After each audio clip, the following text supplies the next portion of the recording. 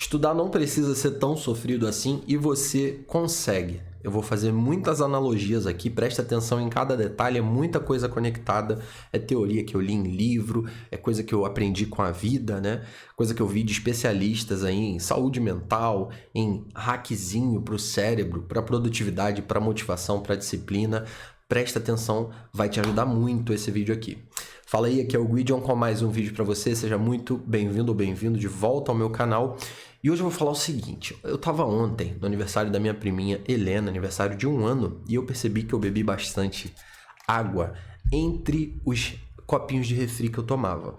Eu percebi também que eu trouxe o bolo para casa, eu não consegui comer o bolo lá porque eu já estava meio saturado de doce. Eu não comi docinho.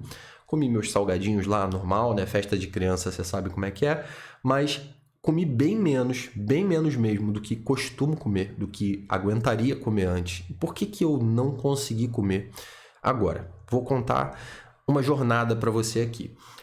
A minha família tem um histórico de diabetes. A minha avó hoje está sofrendo com algo entre demência e Alzheimer, eu não sei exatamente o diagnóstico fechado, porque é todo um trabalho ali que está sendo feito ainda, mas tem diabetes e já vi diversos estudos apontando nessa direção, né, de que o açúcar contribui com isso. Isso me levou, já muito tempo atrás, a querer cortar o açúcar da minha vida de uma forma mais radical inicialmente, né, cortar mesmo. E eu parei de consumir açúcar em 2018, 17, algo assim. Parei de beber refrigerante, demonizei, né? Tava meio internet, um monte de coisa, você sabe como que é. Você rola feed, você entende o que eu tô falando. E em algum momento, não sei exatamente por qual gatilho, voltei a consumir açúcar. Beleza, a vida seguiu. E mais recentemente, a primeira motivação foi essa, né? Foi o medo, questão familiar. Eu falei, pô, não quero isso pro meu futuro, vou cortar aqui e tal. Mais recentemente, eu cortei o açúcar do meu café. Só do meu café, por uma outra motivação. Que motivação?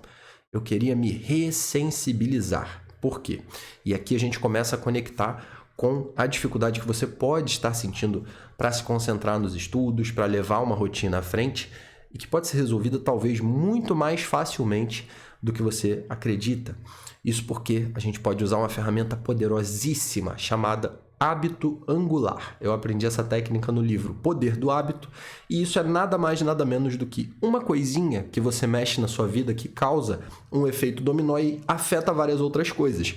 Então o que eu fiz dessa segunda vez, quando eu parei de beber o café com açúcar, porque eu queria me tornar mais sensível ao doce e, por exemplo, comer uma cenoura, uma beterraba, uma maçã, uma ameixa e falar, caraca, isso aqui tá um mel, sabe? Eu pego uma banana do quintal, eu faço uma vitamina e eu fico me perguntando, cara, como eu conseguia fazer vitamina com açúcar no passado?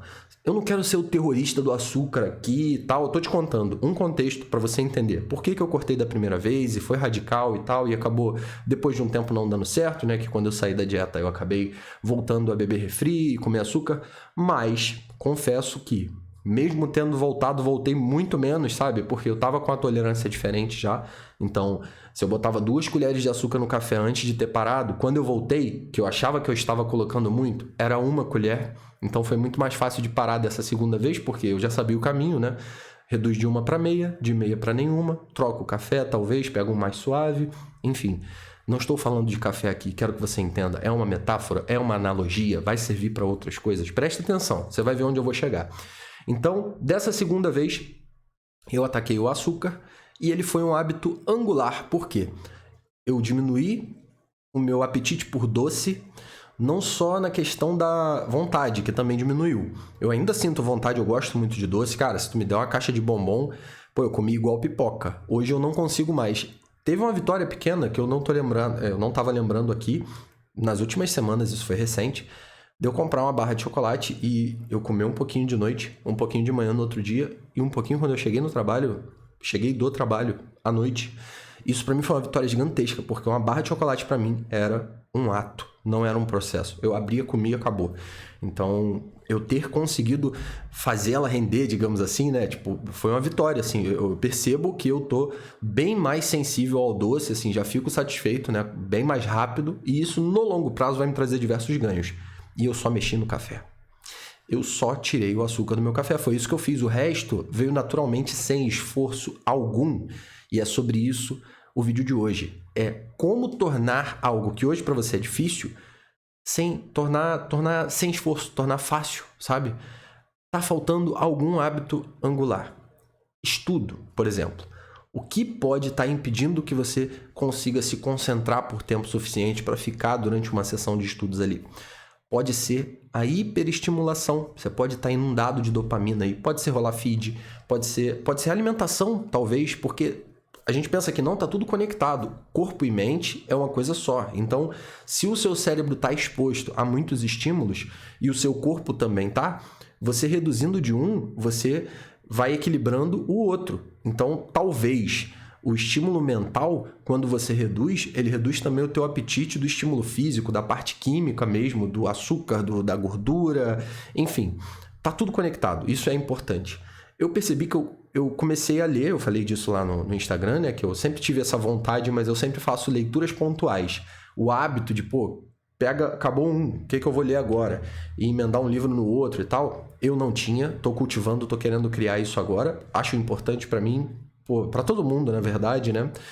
E tô conseguindo, tô tendo mais paciência e tal. Não tô falando que isso é só por conta do café, do açúcar, mas olha o que acontece. Quando você reduz a sua sensibilidade, a sua dessensibilidade, né? Que você vai se dessensibilizando por estar sempre exposto a quantidades cavalares de açúcar, gordura, sal, de tela, de diversão, de estímulo, sem tédio na vida, né? A tua vida sempre explodindo ali, o cérebro eletrificado o tempo todo.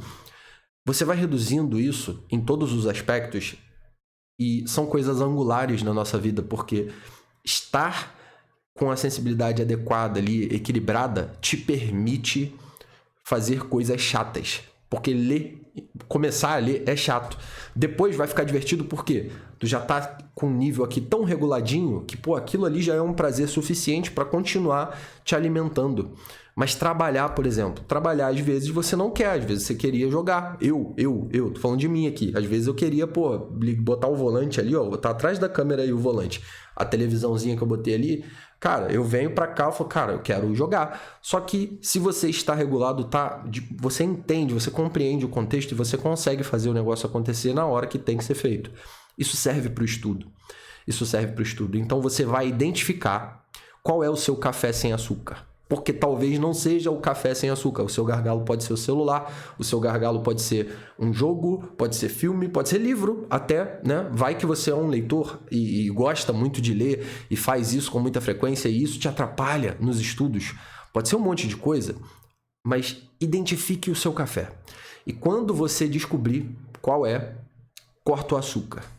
E essa bebida vai fazer você estudar melhor.